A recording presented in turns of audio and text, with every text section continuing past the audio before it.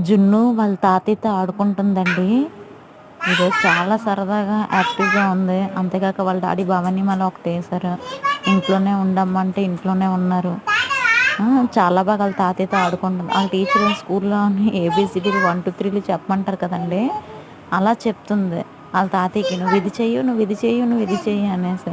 ఆళ్ళ తాతయ్య "నన్ను వదిలేయమ్మా, వదిలేయమ్మా" అంటున్నారు. అది వదలట్లేదు. ఇంకా చూడండి వాళ్ళిద్దరు ఆట ఎలా ఆడుతున్నారో. కొంచెం చూడడానికి మనకు కూడా తాతయ్య, మనవరాలు అంటే సరదాగా ఉంటది కదా! అలా ఉంది.